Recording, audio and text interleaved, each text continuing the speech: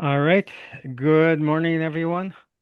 I'd like to call the meeting to order and acknowledge that we're in Treaty 1 territory, the home and traditional lands of the Anishinaabe, Ojibwe, Innu, Cree, and Dakota peoples, and the national homeland of the Red River Métis. Our drinking water comes from Shoal Lake for the First Nation in Treaty 3 territory.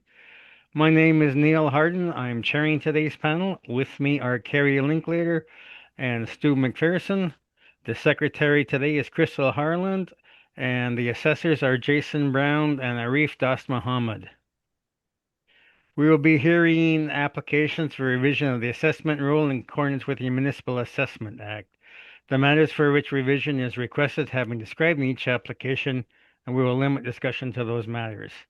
The statements that are made at this hearing are sworn testimony, and anyone speaking to the matters must be sworn in. Be advised that comparisons of assessments of properties are not considered evidence of market value by the board. The board is appointed annually by council and is independent of it and the city administration. It makes its decisions on the basis of the evidence provided at this hearing and issues a written order to be mailed to all parties as soon as possible. Please note that the board's decisions with respect to an application may be appealed to the Manitoba Municipal Board if the matter pertains to assessed value or classification, or to the Court of King's Bench if the matter pertains to the application of exemptions from taxation. Should you wish to appeal, information on how to do so will be included with the board's order. With respect to the hearing process, I will confirm the points of appeal with your property to be addressed with each applicant following the swearing in. We will then have the assessor's testimony followed by questions the applicant may have, then the applicant's testimony followed by questions. Each side will have an opportunity to summarize if they wish. Once all the evidence about an application has been brought forward, the applicant may leave. The process will repeat for each item on the docket today. The session will close after all the applications have been heard, and the board will deliberate in private and make its decisions. You will receive the board's decision by registered mail as soon as possible. As information, all public hearings are live streamed, recorded, and will be part of the public record. We will hear item 1 on our docket today. Mrs. Harlan, please affirm the assessor's and applicant's testimony. Yes, Mr. Chair. Uh, Mr. Brown, would you please state your full name? Jason Brown? Thank you. Do you affirm that the evidence you're about to give at this hearing is the truth, the whole truth, and nothing but the truth? I do. Thank you. Mr. Das Muhammad, would you please state your full name? It's Arif Das Mohammed. Thank you. Do you affirm that the evidence you're about to give at this hearing is the truth, the whole truth, and nothing but the truth? I do.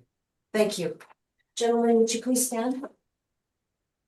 Sir, would you please state your full name? Lowell Malak. Thank you. Do you affirm that the evidence you're about to give at this hearing is the truth, the whole truth, and nothing but the truth? Yes, I do. Thank you. Please be seated. Mr. Horsborough, would you please state your full name? Carson Horsborough. Thank you. Do you affirm that the evidence you're about to give at this hearing is the truth, the whole truth, and nothing but the truth? Yes, I do. Thank you. Please Thank be you. seated. Okay, thank you very much, gentlemen. The only property on today's agenda is 231 McDermott Avenue. Mr. Assessor, you can begin. Thank you, Mr. Chair. This is file number 25-337. Roll number is 1306090700. And the civic address is 231 McDermott Avenue. This is located between Arthur and Albert on McDermott. And this is the Mariage Hotel. We have a 2026 assessment, which is a split class. There is currently $372,000 classified as 40E and $3,447,000 classified as CC60 or other property. This is the total value of $3,819,000. We do have a recommendation to revise the 2026 assessment down to $3,319,000. And I provided the calculations on page 4. Okay, at this point, I will ask the owner how he feels about the recommendation. Well, it's way overpriced. Okay, so you don't accept the recommendation? No. Okay, so we will proceed then. Mr. Brown. Thank you. Turning to page 3, we have my income approach to the value of the building. Located in the first 3 columns, we have the 2020, 2021, and 2022 income and expenses. These values were taken directly off the submissions from the owner. They have not been altered in any way. So we've added those, we've entered those into those columns. To the right of that, in the grayed out column, we have the 3-year average. And then to the right of that, we have the stabilized column, which is where the value is actually derived. So all rooms hotels for this cycle were used, we used a 3-year average, which is why I've shown that. So just looking at the revenue, we can see that the 3-year average of total revenue was $1,065,003. That's the value we've used in the stabilized column. Moving down to departmental expenses, these are expenses that are attributed directly to the line item in the revenue. So the rooms expense would be directly attributed to the room's revenue, and that's how that percentage is calculated in those in that section. So we've used the actual 3-year average rooms expense at $149,193. And we've used the actual food cost at $81,343. I'll note there is no food revenue. So we will assume that the food revenue is contained within the room revenue.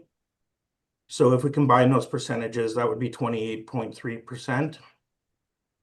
The average hotel is reporting 27%. So that falls within line within the comparable hotels that we see. Moving down, we can see there's undistributed expenses. These are expenses that are not directly associated with guest services. So they're more support and things like maintenance and utilities. So the first 3 columns or first 3 rows in the undistributed expenses are all attributed to administration in general. So the first row, administration in general, these generally includes contracts, support functions, professional services, and supplies. You'll see that it's highlighted in yellow, the reported. So 49,000, 101,000, and 82,000. If we just flip to page 4 quickly, it'll show the breakdown of those expenses. So there's things like auto and travel, bad debt, bank charges, professional fees, supplies, travel and entertainment, etc. So those are all accounted for in that section in page 4. And once again, we've used the 3-year average of 77,649. A&G management wages, these are the wages for the general manager, the night manager, etc. I believe in this case, if I remember correctly from previous hearings, this is actually the owner's wage, which we've allowed, with the idea that if the owner wasn't doing this work, he'd have to hire somebody. So we've used the 3-year average of that of $136,023. And then below that is A&G wages and benefits. You'll see nothing was reported in that. So these are wages and benefits that are not attributed to guest services. If they were reported, these would be for in-house employees such as IT, accounting, HR, things like that. So generally not seen in smaller hotels. These would be part of larger hotels that are more rooms and a flag and more sophisticated operations. So combined, if we combine the A&G and the A&G management wages, we get 21.1%. The average comparable rooms hotels that we've seen from other reported hotels is 15%. So we've allowed the total at 20%, even though it's higher than the 15% that we've seen in other properties. Moving down, we have marketing. We've used the 3-year average at 17,872. We've used the actual utilities at 44,150 and the actual repair and maintenance at 83,623. I'll note that the repair and maintenance is at 7.9%. This is a little bit higher than what we see in average hotels at 5%, but we've allowed it because of the age of the hotel and the type of operation.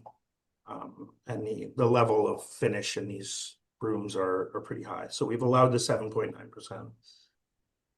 Below that, we have management fees and FF&E reserves. These are calculations that are designed to remove the business component because we're only valuing the hotel, the building, and the property itself, the land. So these calculations are designed to remove the business component of the hotel.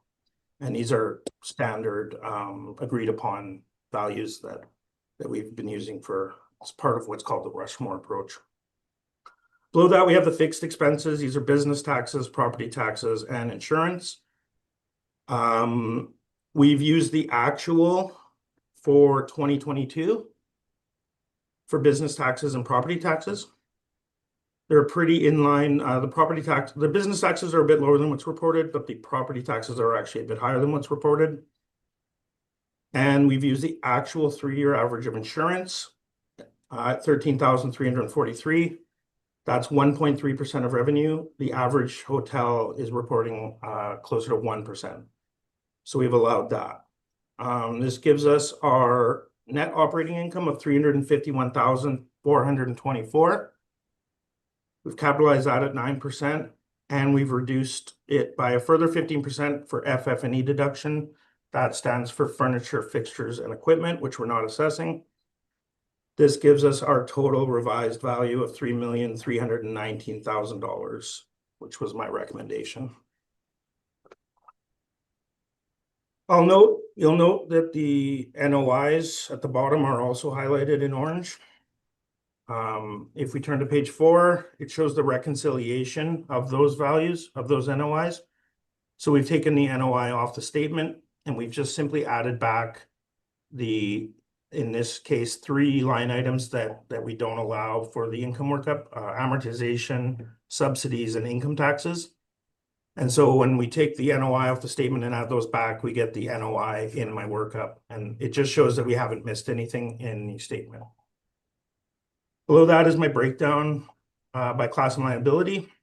So the revised value of 319 would calculate to a rounded CC40E of 324,000 and a rounded CC60 of $2,995,000. Moving to page 5, we have our capitalization rates. We used a range. We have three different categories: urban full service, select focus service, and limited service.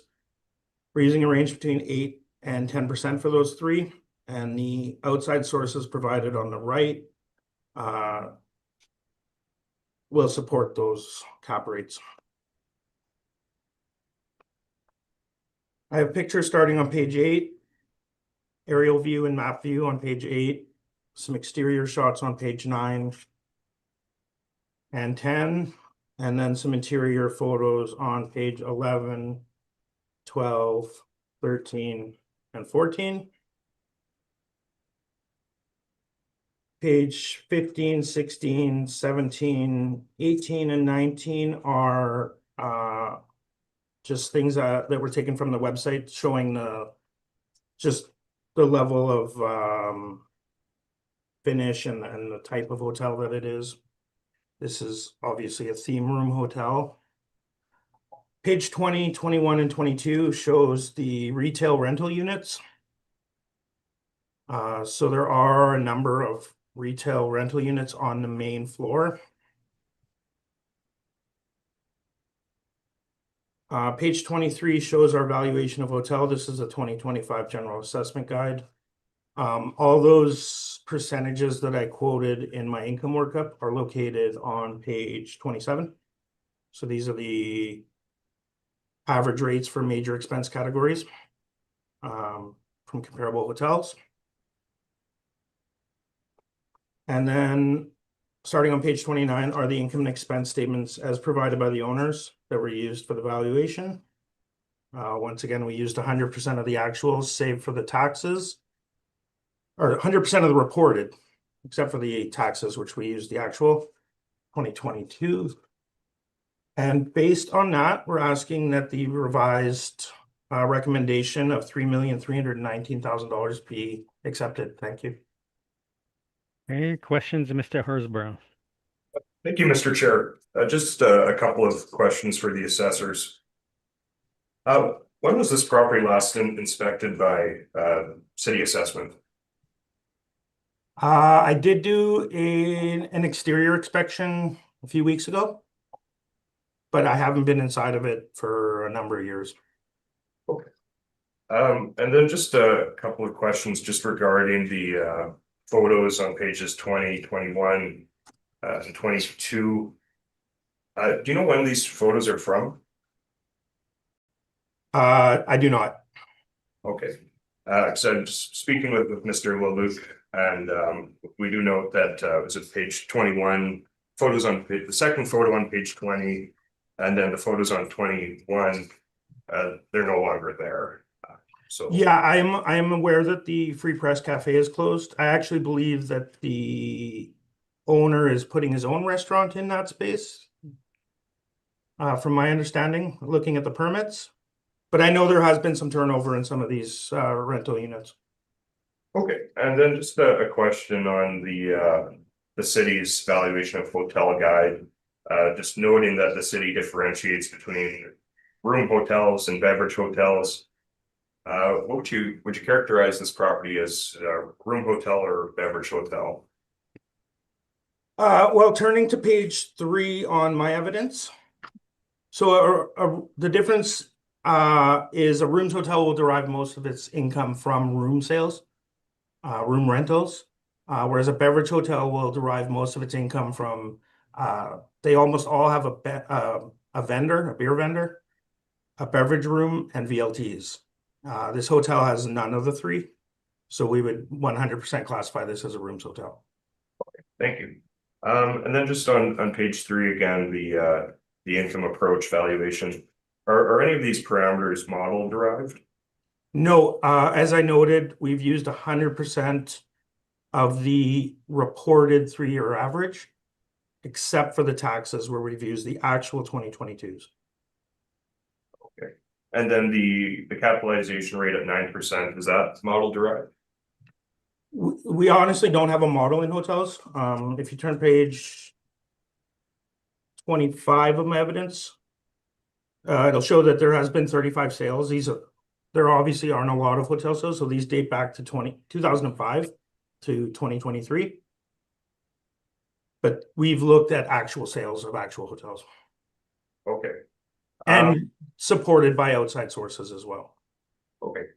Have we seen any sales of properties similar to the subject transact in recent years? Honestly, there are no direct comparisons to the subject hotel in Winnipeg. Okay, perfect. Yeah, you'd agree it's a bit of a unique asset type. It's very unique, yes. Do you have any questions? Oh, yeah, I think we're okay on proceed. Thank you. Thank you. Okay, and Ms. Linklater, any questions?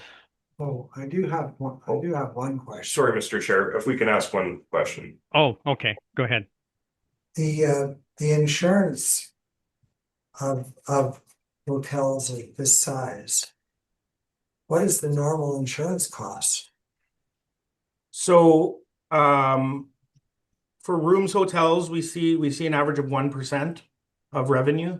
Oh, but what's the actual number? Never mind the percentage. How much is insurance? Well, that would fluctuate based on the size of the hotel, and other variables, but that's how we compare as a percentage of revenue. So do you know what, you know the size of our hotel? You know the size of other hotels? Well, I think the idea What is the insurance cost, the building insurance cost would be? I think the idea is that a bigger hotel would generate more income, and they would pay more per like dollar value in insurance, but if you calculate it as a percentage of the income, it still works out to about 1%. Are you aware that insurance has increased astronomically? That's not what we've seen in looking at us financial statements for other hotels. Insurance for any other hotel hasn't at least doubled? Not for the reference year of April 1st, 2023 that we've noticed. There is obviously there's a range of reported insurance expenses that we see. Some are outside of the average, some are below, some are above.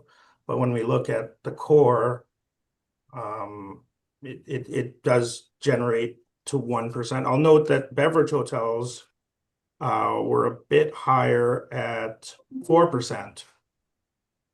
But those inherently have more risk because of the nature of the property when you're selling alcohol and have VLTs and a vendor which are higher crime areas. Are you aware that older properties in our area are very difficult to actually obtain insurance? I'm not aware, but it's a possibility.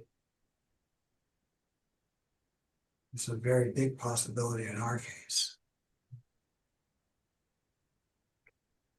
Anyways, thank you. Okay, is that all your questions? Yes, thank you, Mr. Chair. Okay, Ms. Linklater then.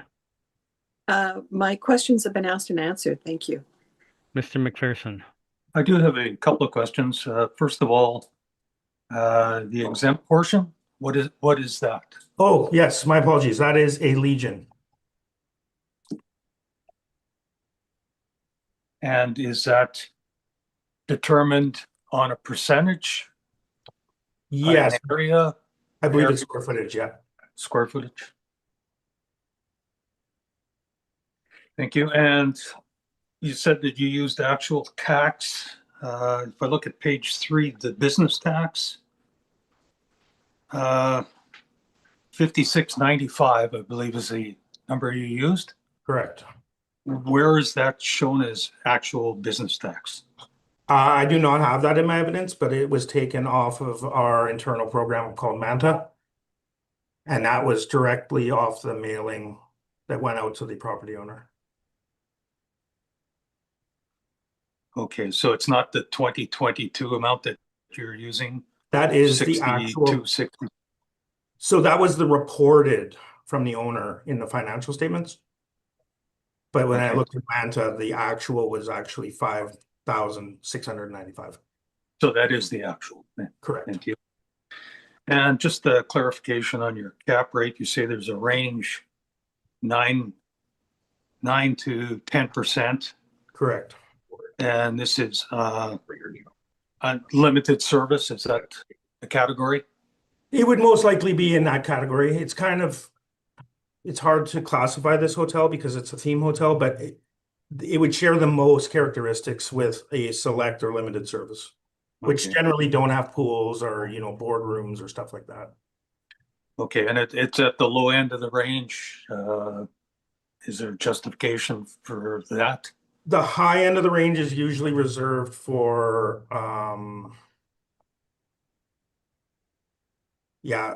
like hotels outside of the hotels that just aren't performing as well. Honestly, I don't believe we had too many 10s. I don't have that in front of me, but I'd say 90% of hotels were at 9%. Okay. Would that have to do with location as to proximity to downtown or exchange district or? Yeah, level of finish and just the stability in the income. Thank you. Those are my questions, Mr. Chair. Thank you. All right, and Mr. McPherson stole my question about where the exemption arises, so I have no questions that haven't been asked and answered. So, Excuse me, Mr. Chair, I'm Yes. just, I do have a question, if I Okay, could go address. ahead. Thank you. Mr. Brown, would you agree that this is a unique property in that, for a hotel, in that it doesn't have the sort of the regular amenities that other properties would have? And I'm assuming they have no parking also on top of that? That is accurate. There is no parking. This is definitely a unique hotel. Most boutique hotels don't have pools or those types of amenities. This obviously has, if you look on the pages of the interior, there are hot tubs in the rooms or spas. The level of finish in the room, I think, compensates for the lack of general amenities because they're all contained within the room. All right, I thank you. Thank you. That's all my questions. Okay, so Mr. Horsborough, you can begin your presentation. Thank you, Mr. Chair, and we'll feel free to jump in as you see fit. So as previously alluded to, the subject property is 231 McDermott Avenue. The appeal file number is 25337, and the assessed owner is Mariachi Developments Limited. The property is the Mariachi Hotel. So if the board will follow me to page 4. So the property has been assessed with a value of $3,819,000. MNP has valued the subject property, and we have determined a market value of $2,259,000. And that is the value I would request that the board provides the assessment to. So if the board will now follow me to page 5, I provided a bit of an executive summary as to the issues in contention here today. So ultimately, as we've kind of discussed already, the subject property is very unique. We're in agreement. There are no real comparable properties. It's one of a kind. The Mariachi Hotel is very old, well over 100 years old. And the way that properties like this get assessed, we're looking at the information that's been provided to the city via income and expense questionnaires. But ultimately, we have to determine what is the market value of the property. What would this property sell for on an open market? And so when we value property looking solely at what's been reported, we tend to miss the objective here, which is to determine how would the market value this property? What would this property sell for on an open market? And because this property is owner operated, the expenses that are submitted don't fully reflect really with the way the market would look at this property.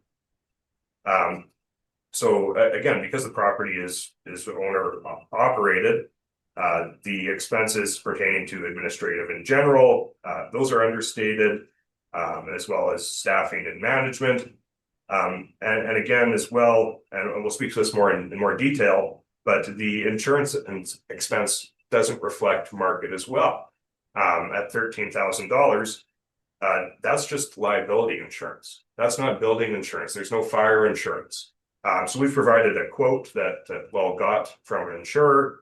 But ultimately, if this property were to sell in an open market, you would not be able to get a mortgage for the property without fire insurance, without full building insurance. So the way the market would look at this property, you're going to need an allowance for the cost of insurance, and you're going to need more of an allowance for the cost of staff as well.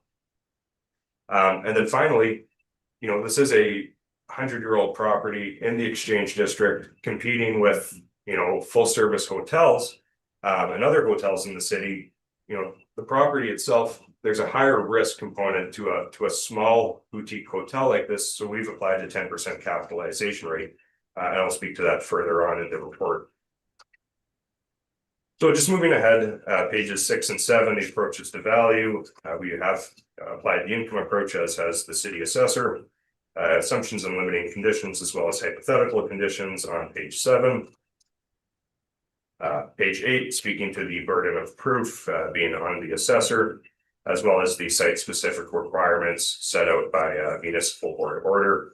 And then discussion of the scope on page 9, authorized use on page 10, highest and best use on page 8. And then moving on to page 12, we have the current assessment. It's already been discussed. And then on page 13, we have M&P's valuation of the property.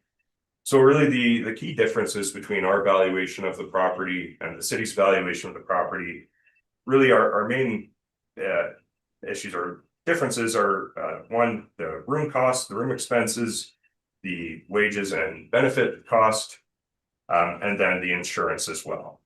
So when we factor these costs into the assessment or into the valuation of the property, we end up arriving at a capitalized value of $2,219,810 with the FF&E deduction, same as what the city has applied at 15%, which arrives us at a rounded value of $1,887,000. And then including the tax exempt portion, we arrive at a value of $2,259,000. The board will follow me to pages 14 and 15. It's provided some aerial photographs of the subject property. As you can see, it's located on McDermott. Street view photos on pages 16 and 17, as well as 18 and 19. So then if the board will follow me now to page 12, the subject property has been assessed with potential income of $1,065,003 based on the 3 years prior of stabilized revenue. This revenue has been accepted by the applicant. However, when it comes to departmental expenses, we do believe that this figure has been understated. We can look at the financial statement provided here, and we can see that food and room costs amount respectively to $164,197 and $81,344 for a total of $248,818. So again, the current financial performance it really reflects the exceptional personal involvement of the owner in terms of the operation of the property. Wages and repair expenses are unusually low because the owner does it all himself. So if an investor were to look at this property, they wouldn't be doing the drywall themselves. They wouldn't be, fixing the plumbing themselves. They wouldn't be doing all this work themselves. They wouldn't be doing all the bookkeeping themselves. They wouldn't be doing all the accounting themselves. They wouldn't be doing the marketing all themselves. The customer service aspect, the housekeeping aspects. These duties would normally require multiple employees. So again, the financial performance as reported to the city, it doesn't reflect the way the market would view this property. So because of the owner's direct involvement in the management of the operations of the property, that's why we see such atypically low expenses. So again, looking at now on page 21, undistributed expenses, wages and benefits amounting to $0. Well, that doesn't really make sense when you think about the way the market would look at the property. Like at a minimum, we've allowed $65,000 for administrative and general wages and benefits. That's probably even understated, because if you're going to run a property like this as an investor, you're going to have staff and they're going to have wages and benefit expenses. It's the reality of the market, the way the market would look at this property.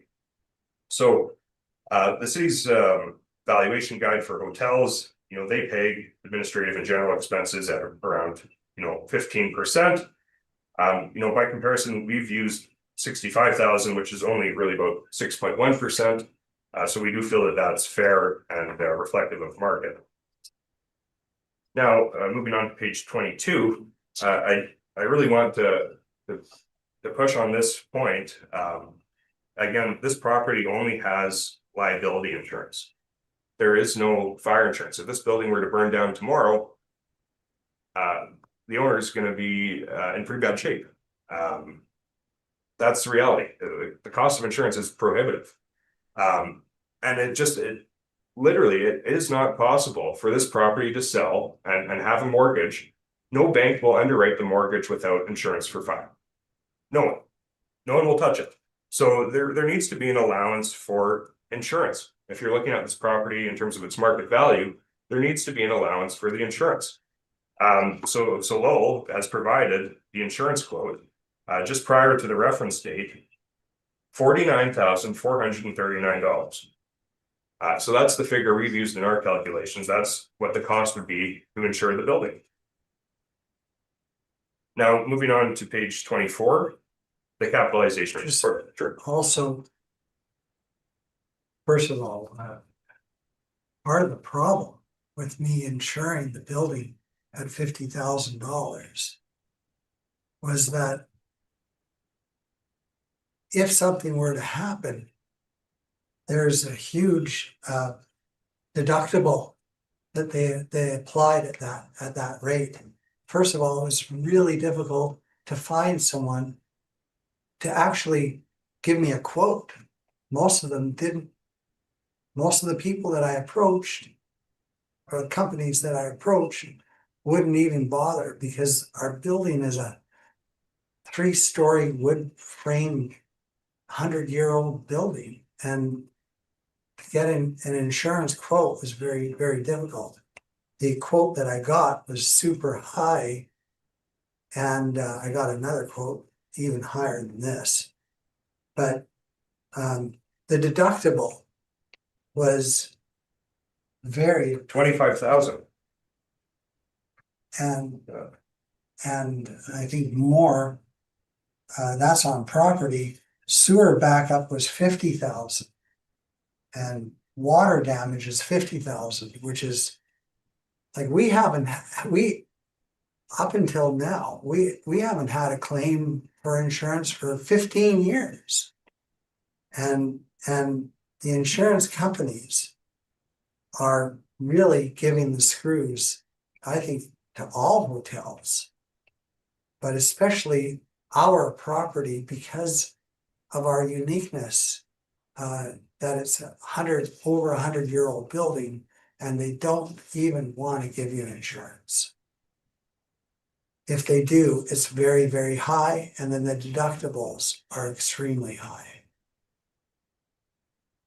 Yeah, in this case, yeah, the deductible is even higher than the quote. So yeah, you can see that for a property like this, it's extremely difficult to acquire insurance. Let alone actually sign on with the policy. Cost prohibitive. So now just on page 24, speaking to the capitalization rate, the city, they're looking at the sales, from 2005 and onwards. Those who are ranging, 7.25% all the way to 9%. The Mariachi Hotel is substantially different from anything that is sold in the last 20 years. And that's accepted. That's not in dispute. We're all in agreement. This is quite a unique property. So how do we determine a capitalization rate? If 9% is for certain hotels, for a boutique hotel like this, we're looking at a capitalization rate of at least 10%. And there are a number of reasons why a 10% cap rate is appropriate for the property.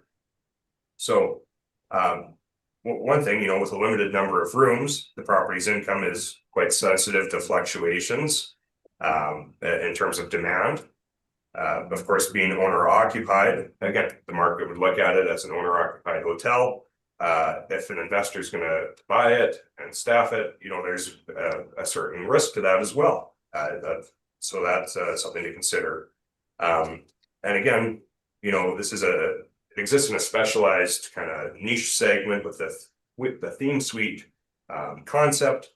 The property had done, actually quite well during COVID because no one could travel anywhere. So, it became a bit of a destination. And so the way the market would look at it, they're going to say, yeah, they did well in those years. Well, you couldn't travel anywhere. So if you wanted to go to Egypt, you can't go to Egypt, but you can go to the Egyptian themed room. So there's a story to tell there as well with the way COVID impacted the performance of the property. But ultimately the property is functionally very limited. When we talk about valuing property or valuing real estate, we're valuing a bundle of rights to the property. This is a historically designated property. The historic designation in itself is a restrictive covenant. Your property rights are restricted by the historic designation. Say Lowell wins the lottery tomorrow. He can't tear down the hotel and put up, a 10-story new hotel. it's a historically designated property. His rights are restricted by that covenant. So that's something that needs to be considered as well. And typically with a historic designation, you're going to need a higher cap rate to reflect that risk. So again, looking at boutique hotels under 20 rooms, they're going to trade in the range of 9 to 12% cap rate. So, given, the property's been assessed at 9%, we think a 1% adjustment to that rate is both reasonable and conservative, given the reality and the limited investor pool that would be interested in acquiring this kind of an asset as well. So with that, I'll speak to just maybe one or two items in the addenda, but just the conclusion is provided on page 26 here. And then I just wanted to speak to one or two items in the addenda. Provided photos on pages 28 to 29 through to page 31. And then on page 32, I'll bring the board's attention to this as well. I just wanted to speak to the history of the property. So it was constructed originally in 1902. So the property is over 120 years old. This is an excerpt from the Manitoba Historical Society website. And so it speaks to the history of this property. It's been a hotel for over 120 years. And then that was actually really the main point I wanted to speak to, just the history of the property as well. So with that, I'd welcome any questions. Thank you very much. Okay, questions, Mr. Brown? Yes, thank you, Mr. Chair. So turning to page 13 of your requested assessment. At the top, it states 12 rooms. Is that still an accurate breakdown of the subject property? I believe so. At the time, we have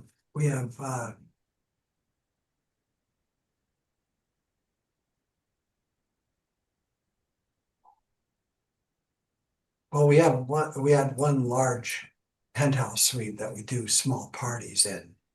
And we had an apartment suite. So yeah, there are 12 theme rooms, and then we had a party suite, and then a penthouse, a couple of apartment type suites.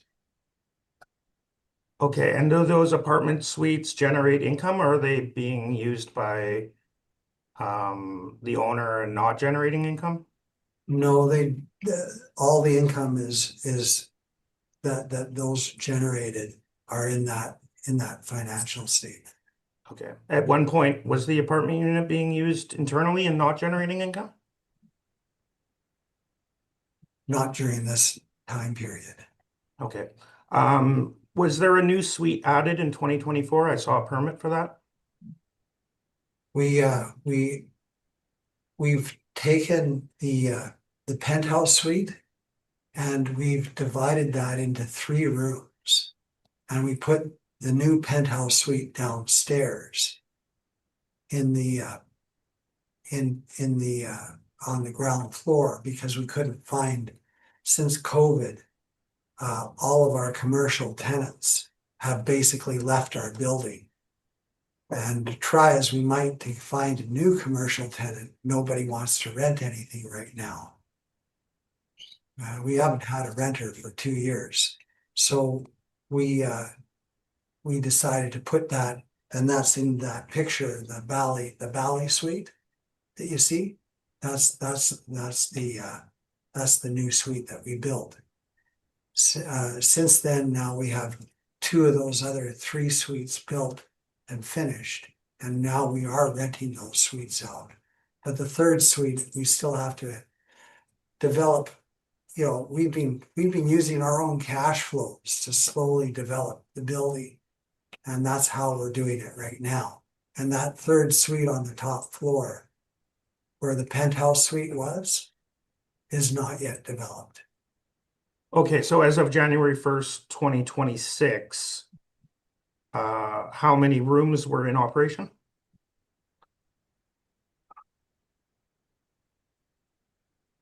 Well, including the new penthouse suite, which is really our party suite, 18. Okay, so a developer would look at that and potentially factor that in as there might be more income in the future. I sure as hell hope so, but it remains to be seen. Okay, but we're still valuing it on the 2022, which had the lower amount of rooms. Because the assessment is for economic conditions as of April 1st, 2023, but physical conditions as of January 1st, 2026. So that revised suite count should be factored into the valuation. But moving forward, I'll note. Actually, Okay. just regarding the revenue, the revenues for going forward have decreased since this evaluation, even though our suites have increased. The reason why is I would caution that we are starting to get into post-reference year financial information, which is not really permitted into evidence. I'm just trying to explain that during COVID, we had a big increase in revenue because of what Carson was suggesting, that people simply could not go anywhere and they used our hotel as their vacation getaway. So these revenue figures that you see are actually higher than normal. And just to note on that, you're also developing the restaurant to be more of an internal, like part of the hotel. We put an application in to develop the restaurant. But since then, we were really considering spending a huge amount of money there. Okay. And we're not sure what we're going to do on that corner. In order to develop that restaurant, we're talking about investing another many hundreds of thousands of dollars. Okay. There's no air makeup unit in the building. There's no parking. There's a lot of problems in opening a really cool restaurant. We'd like to, but the cost of doing it is very, very high. Okay, thank you. Mr. Horsborough, I'll note that your insurance in your stabilized column is 62,784. But I believe the quote was for 49,439. Is that accurate? Yes, so the 62,748, that's both the liability insurance plus fire insurance, building insurance. Okay, so that quote was not for liability, or just liability, not for, or not liability, just for. Exactly. So the figure we have like already that's been reported and been used in the evaluation, that's the liability insurance for the hotel. And then I've added the cost of the fire insurance. Okay, it looks like there is some liability in that quote too, though.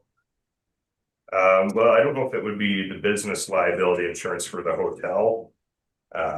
It has It's commercial business interruption. on page 23, commercial general liability, commercial, there's I'm having trouble reading that. Just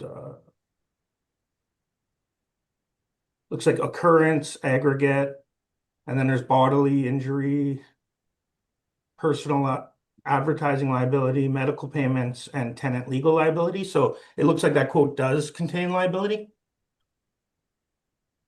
Okay, that's something maybe Lowell and I would have to determine. Okay, so perhaps there's some double counting going on. It may be, yes. So if that is correct, then yeah, the insurance expense would be lowered then to that 49,000 or 39.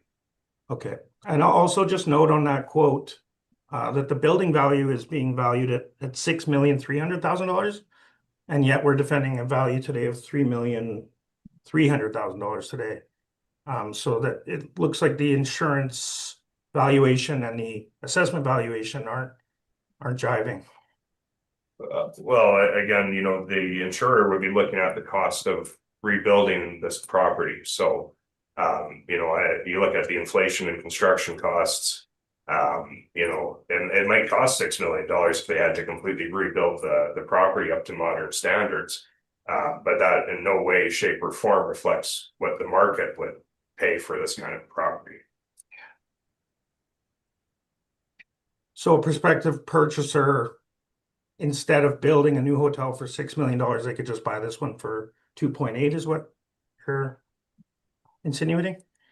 Well, exactly. It's not, I mean, just because the insurer thinks it's going to cost $6 million to rebuild the property, again, that in no way, shape, or form reflects what the market would pay for this type of property. Okay. And just one more question, on your page 21. At the bottom, you were saying that the city's valuation model is using 15%. I'll just note that is for the 3 items located in A&G combined. So admin and general management wages, and admin and general wages and benefits, which we are using 20.1%. So, and I believe your workup would be closer to, I did some calculations. 26.2%, not the 6.5% that you quoted. Okay, yeah. Okay, thank you. Those are my questions. Okay, questions of Mr. McPherson? Yes, just a couple of general ones. First of all, I was trying to follow what was happening on the main floor. Is there still retail on the main floor? We have the Duke of Kent Legion on the main floor. They've been with us for a long time. We have the Cakeology on the main floor. They've been with us for a long time. And we have, we just got a new tenant, a convenience store, where there was once a clothing store. However, the 84.5 Albert Street is vacant. 84 Albert Street, which was the haberdashery, is vacant. Up until recently,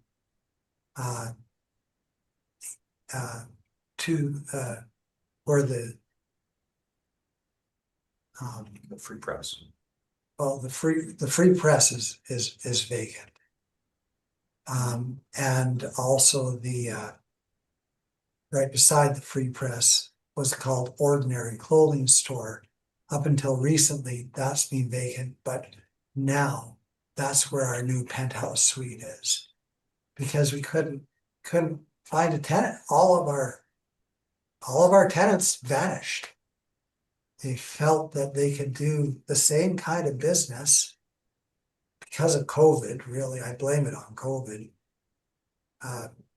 Because of COVID, they realized that they could do the same kind of business without having a physical retail presence. And so kind of forced our hand to develop that space into a hotel suite, which is what we did. And we're trying to market it. Okay, thank you. And I'm sorry, the Legion is still there? The Legion is still there. Yeah, they're on the corner. Okay. Thank you. Just one question, Mr. Horsburgh. The A&G wages that you stated, the 65,000. Would you explain that again, please? Why 65,000? Yes, so we're really looking at 2 things. One, we're looking at the percentages that we see in what the city provides us to the typical performance of these properties. So one, we're looking at the percentage And so that number 65,000, it falls in line with what we consider to be reasonable. And then again, because this property is owner operated, there needs to be some allowance for what the cost of wages and benefits would be. So we've looked at, what the typical cost of salary and benefits are for these types of operations. So really 65,000, that essentially accounts for one full-time staff member. Yeah, thank you. Thank you, Mr. Chairman. Okay, Ms. Linklater. I have no questions. Thank you. Okay, just on the A&G wages and the management wages. So if you have hire someone to do the work, would not the management wages go down then if the current manager is doing the work that would be done? So like Lowell does everything for the property. So like typically you would need at least, a manager one, but then you'd also need staff to do the rest of the work. So in this case, you would still have someone managing the property to, control marketing, payroll, accounting, the management of the property. And then you would also probably need a full-time staff to be doing the actual housekeeping work, maintenance, etc. So I hope that makes sense. All right. And then I have no further questions. So Mr. Brown, do you wish any submission? No, I think we pretty much covered it. Thank you, Mr. Chair. Okay, Mr. Horsburgh, any submission? Yeah, I think we'll both offer just maybe a brief summation. So again, this is a one-of-a-kind asset. So when we consider the way the city values these properties, it's a difficult task for them to value a property that's this unique. So again, the way we've looked at the property, fundamentally, we're looking at it the way the market would look at it. The city, they look at it with their, the guide that they use to value the property. They use the income and expenses that are provided. But ultimately, when you're just relying on solely that, you get a little bit of tunnel vision. And you need to remember that we're looking at the market value, not just, looking at the property, allocating expenses here, income there. How's the market going to view this property? It's as far as hotels go in Winnipeg, I can't really imagine, well, maybe one or two properties that would be a higher risk, but as far as the risk profile goes, it doesn't get much higher than this from the risk perspective. So our valuation factors that in. What was anything you wanted to add as well? Well, I mean, recently I've gotten some problems, health problems, and I'm gonna have to start hiring some people to help me run this place. Or maybe someone will come with a beautiful check for $2 million and buy it out. When I bought it from my dad, less than 10 years ago, I paid him $1 million. I mean, and that was fair market value at that time because he couldn't sell it to me without selling it to me at fair market value. There's some tax consequences if he did something. So, I'd love for someone to come with a big fat check right now, considering my health problems, and let them reinvest hundreds of thousands of dollars on the ground floor. The ground floor is empty. It's been empty for 2 years since COVID. And there's no one that really wants to rent it out other than sometimes we get a movie crew, thank goodness, to come in and rent it for a month because they're doing a movie. But I mean, it is a difficult property to sell. Unfortunately, my sons don't want anything to do with the property because they see how hard I work. And they're professional people. My 2 boys are engineers, and my other son is taking his doctorate at Queen's University. So, you know, they're not gonna come and run a hotel like this. So I'm in a pickle right now, but the problem that I've always had with the assessment is we go to the hearing, we get a fair assessment from the adjudicators. The next year or 3 or 4 years happen, and the city blasts me with a huge assessment. And then I have to go through the same, like I've been here 3 times now. And last time, unfortunately, I didn't. When I got this crazy assessment, I didn't have, I missed the deadline to do the appeal. And so they didn't have, the board didn't have any choice but to accept the city's assessment, which was way overvalued. And it's created financial burden for me personally. Probably some stress that I didn't really need. But what I'm getting at is, for crying out loud, after the assessment is done, why is it that we're continually going through this process every 4 years? And the buildings don't increase exponentially in the best of situations. We are not the best of situations. We're probably, what we're doing is a miracle in the old Market Square. We've been doing a miracle for the last 20 years since my dad bought the building. We're reinvesting every cent we have, or every cent we can, into trying to create some kind of business where we can survive. And we've done quite well. But that has, if some other corporation or company or group of people wanted to run this hotel, the expenses would be way higher. Everybody knows that. I mean, it's just obvious. And but I've been able to, you know, do the repairs and maintenance, do the bookkeeping, do the marketing, clean the rooms. I mean, park the guy's car down the street. I have to park him down the street. And then I'm going to come back, walk back. I can't.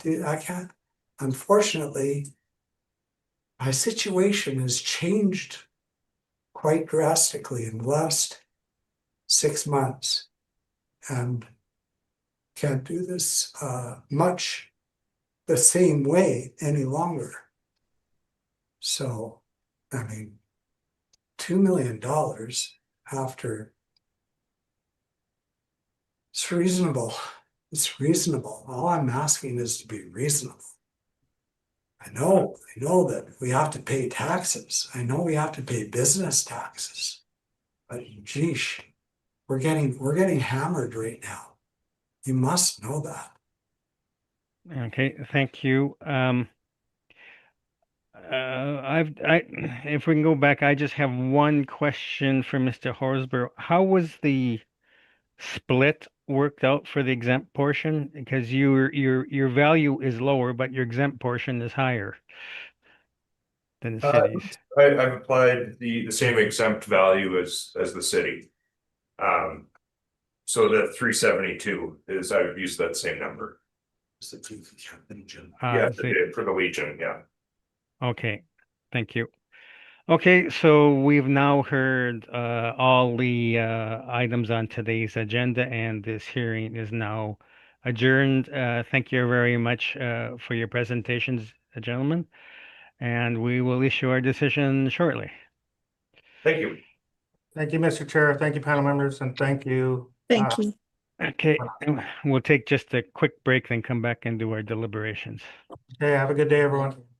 Thank you, you Thank too. you. Thank you. Thank you.